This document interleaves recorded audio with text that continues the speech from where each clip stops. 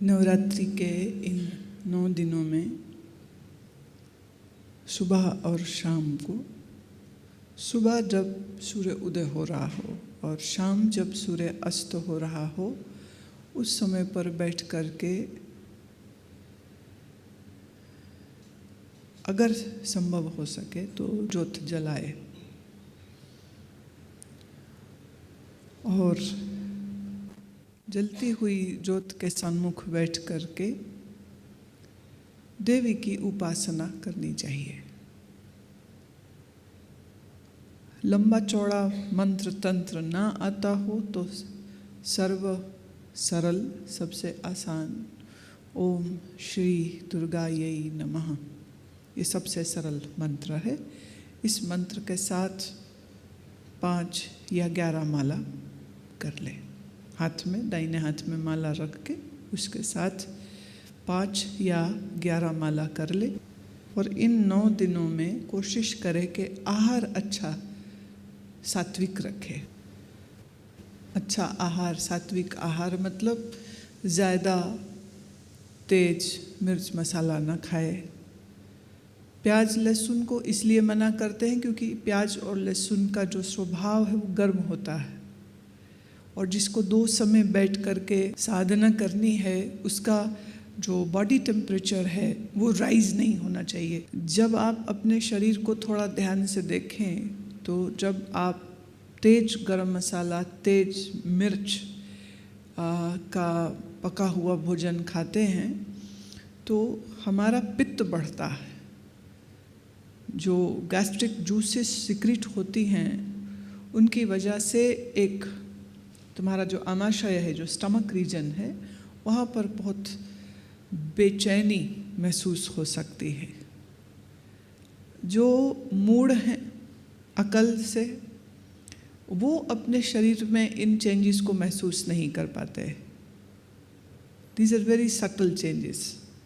लेकिन हम जो कुछ खाते हैं, जो पीते हैं, उसका प्रभाव हमारे शरीर पर, हमारे मन पर, हमारी भावनाओं पर आता है। तो 9 दिन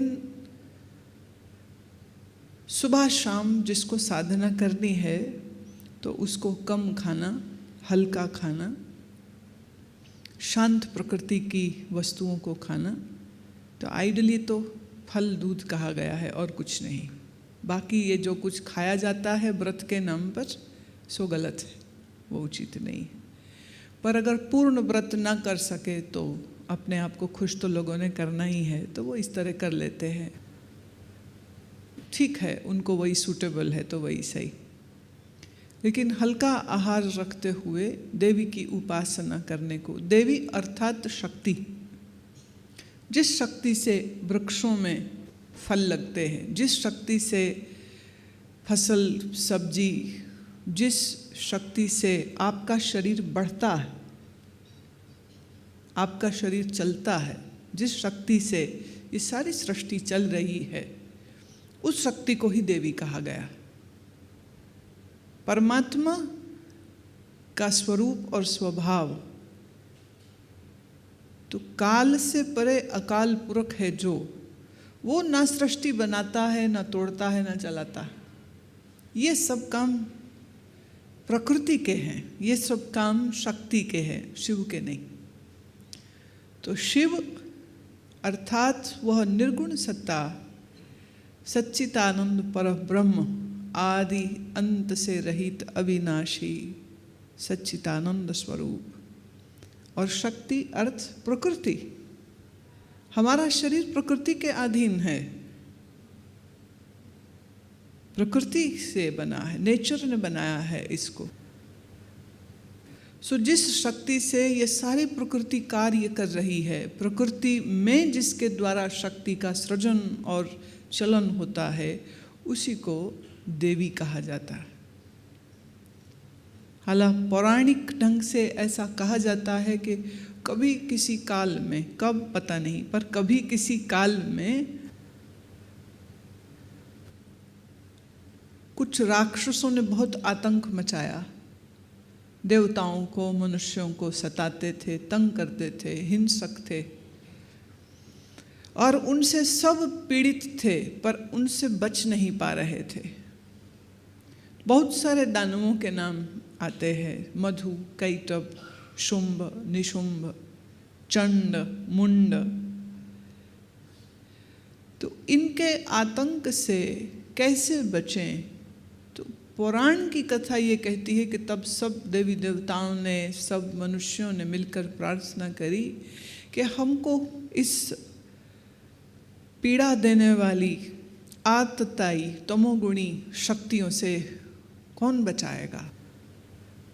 तब ब्रह्मा ने ऐसा सुझाव दिया कि सब देवी देवता अपने अपने अस्त्र शस्त्र माने उनकी शक्तियाँ, तो उन्होंने कहा कि सब लोग अपनी शक्तियों को एक ही जगह में संग्रहित कर दें। तो सब ने जब अपनी अपनी शक्तियों को एक जगह संग्रहित किया तो वहीं से देवी का प्राकट्य हुआ। और फिर इस देवी ने राक्षसों से युद्ध किया और उनको मारा। महिषासुरमर्दिनी पूरा युद्ध का ही वृत्तांत है।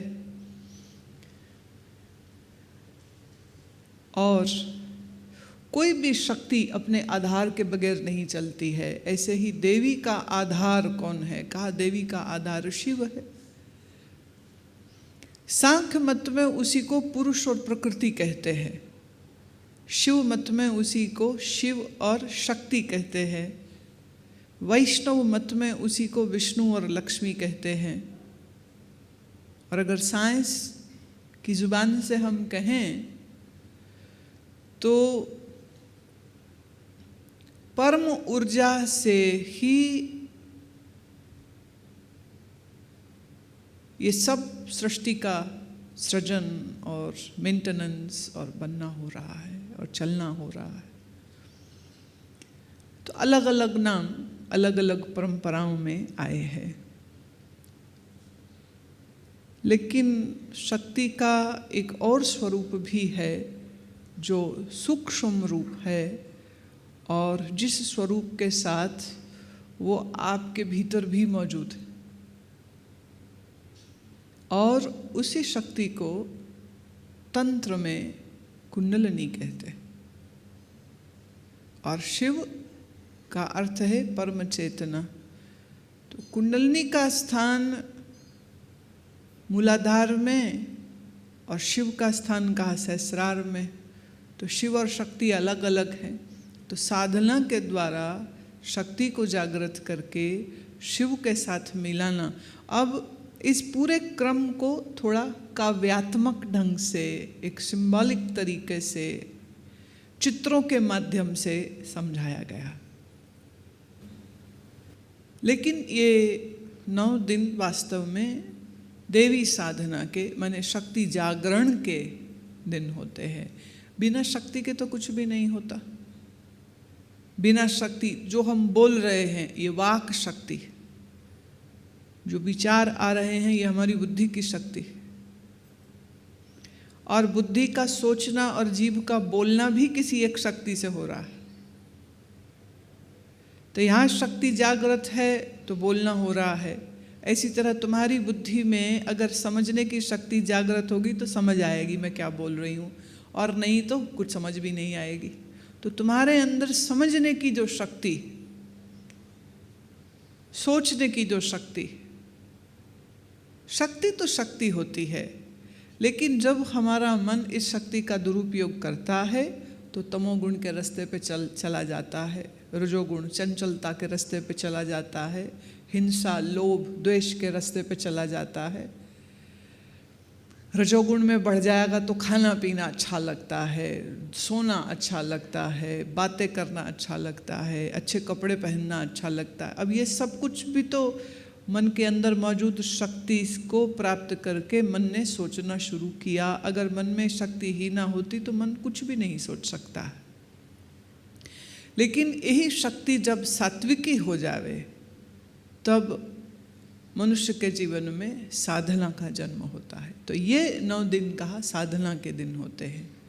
तो इसमें विशेष ख्याल रखना चाहिए आहार का, व्यवहार का, झूठ फरेब से बचने का, निंदा द्वेष करने से बचने का, इंद्रियों को तृप्त करने के लिए भागना नहीं चाहिए। तो कहा ये 9 दिन तपस्या के दिन होते हैं, ये 9 दिन साधना के, संयम के दिन होते हैं। और क्रम से ठीक 12 घंटे के अंतराल में सुबह अगर बैठे तो शाम फिर से बैठे, तो अपने अंदर सात्विकी शक्तियों को जागृत करने के लिए, दैव शक्तियों को जागृत करने के लिए मंत्र साधना करे और सेवा भी कहा करे। चूँकि शक्ति फेमिनिन, स्त्रीण गुण है, इसलिए इन दिनों में कहा कि कन्याओं को, जो अभी रजस्वला नहीं हुई हैं, उन कन्याओं को साक्षात देवी का स्वरूप मान करके देवी का पूजन उन कन्याओं का करना चाहिए। तो देखा जाए तो समाज में स्त्रियों के प्रति एक अच्छी भावना, उनको देवी समझने की भावना जागृत करने का एक बहुत अच्छा तरीका है। नहीं तो मनुष्य का मन तो कामुक होकर के स्त्री को सिर्फ भोग्या देखता है, स्त्री को देवी तो नहीं देखता है। तो नवरात्रि के इन दिनों में पुरुष के अनियंत्रित मन को नियंत्रित करने की साधना का एक क्रम होता है। सो अगर घर में बहुत छोटी उम्र से बच्चों को ये बात सिखाई जाए और बच्चे को समझ आ जाए, और जब वो देखता है कि छोटी छोटी कन्याओं की पूजा हो रही है, उनके पाँव छुए जाते हैं, उनको भेंट दी जाती है, उनको भोजन कराया जाता है, तो कहीं न कहीं इस बच्चे के अंदर संस्कार डाला जा रहा है कि हर कन्या के प्रति उसकी ऐसी ही शुभ भावना होनी चाहिए। तो एक बहुत अच्छा संस्कार भी है। जैसे मैंने कहा, हर चीज़ किसी शक्ति से चलती है। अब आपको कैसी शक्ति चाहिए ये आपके ऊपर है। धन की शक्ति चाहिए, विद्या की शक्ति चाहिए, शक्ति वाली शक्ति चाहिए, पावर की शक्ति चाहिए, कि ज्ञान की शक्ति चाहिए, कि योग की शक्ति चाहिए, कैसी शक्ति चाहिए ये सोचें आप। पर ऐसा कहा गया कि इन दिनों में की गई साधना बहुत गहरा लाभ देती है, बहुत फल देती है। सो अपने आप को साधना के इस धन से धनवान बनाओ। रुपया पैसा आज है, कल नहीं, लेकिन जिसके पास साधना का धन है वो कभी नहीं जाता है, वो हमेशा साथ में रहता है। जिसके पास ज्ञान का बल होता है उसका ये बल कभी क्षीण नहीं होता है। So for these 9 days, in morning and in evening, try to sit and do your sadhana, do the mantra sadhana. Ideally, by sitting in front of a diya, a lamp, and for example, I have this lamp burning in front of me. So if someone keeps one's gaze fixed at the flame and doesn't see anything else but just the flame, fixed, gaze is fixed on the flame, and then do the mantra, you will understand the magic of the mantra then. Because when our eyes are stilled, actually our mind too gets stilled. This is a very ancient sadhana. Deepak darshanam and doing the tratak and then doing the mantra, 3 things together. And when you will close your eyes, if you have done it correctly, then when you will close your eyes, then you would see that same flame in your closed eyes also. Maybe for some time you see it and then again it goes away. You may open up your eyes again fix your gaze at the flame and do your mantra. Then after a time, maybe close your eyes, visualize that flame in your closed eyes. And soon you will find your mind has gone calm, peaceful, quieter,